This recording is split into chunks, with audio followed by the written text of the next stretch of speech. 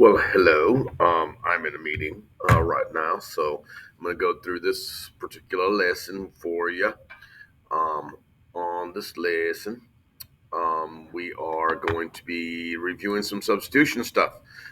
These things should already be out. You should have a piece of paper out. You also need your workbook. You need to turn it to page 134. Okay, it is on that page that I will be referring to some of your steps. Okay, so without further ado, let me get rid of my ugly mug. Bye, ugly mug.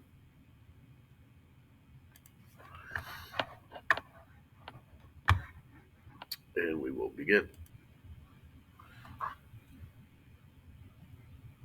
All right, here we go. Now, just review, okay, here first, our steps for solving using substitution. Okay, number one, this is a method that is specifically preferred to be used when we have solved equations, like this one that you're seeing here, number one. Like both of these are solved. They both say y equals, so they're both solved. Okay, those are the ones that we prefer to be using this on.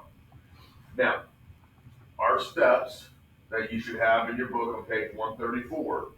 Okay, step number one, find or make a solved equation. So in this particular one, we have two solved equations. They are both y equals. Okay, so since they are both y equals, we need to go ahead and write or substitute um, our equations together. So I'm going to take this one, that's y equals all that, and I'm going to put it right there in that spot where the y is. I'm going to substitute it there. So it's going to look like this. Negative 2x minus 5 equals negative 5x minus 8. And we solve this.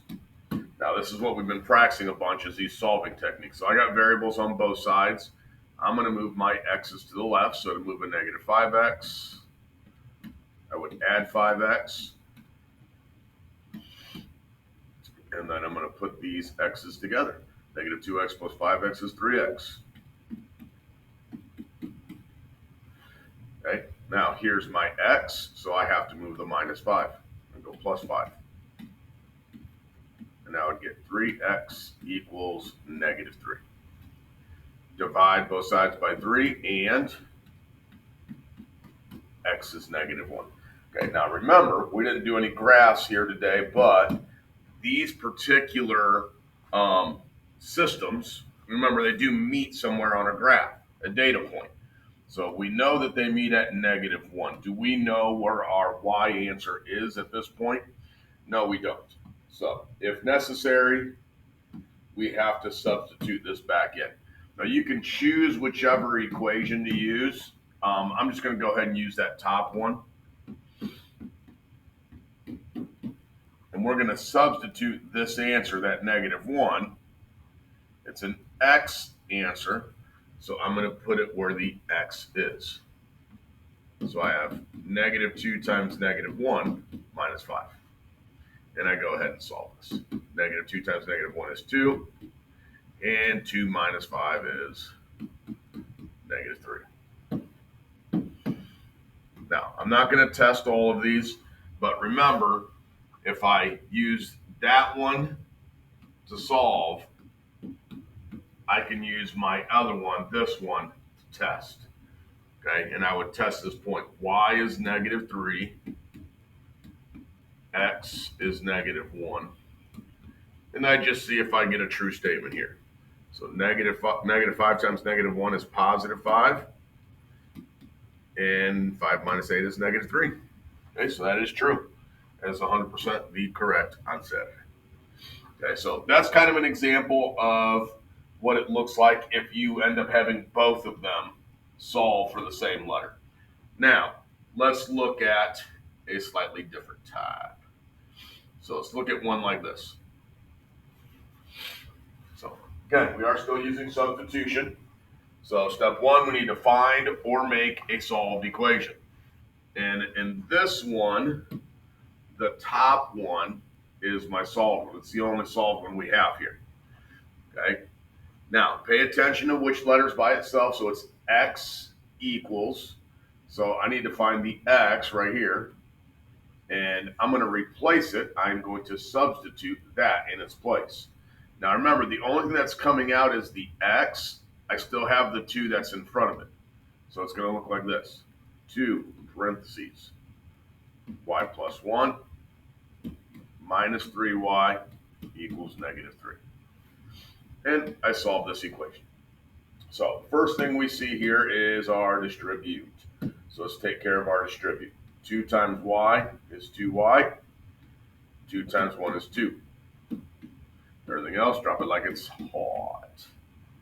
Now, my y's are on the same side. So I can just put those 2 together. I don't have to move them. Remember, they're on the same side. So 2 minus 3, that'd be negative 1y.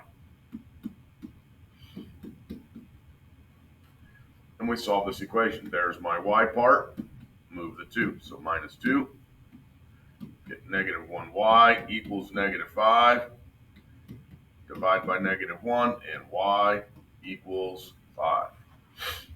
Okay, so I know what my y is. Do I know what x equals?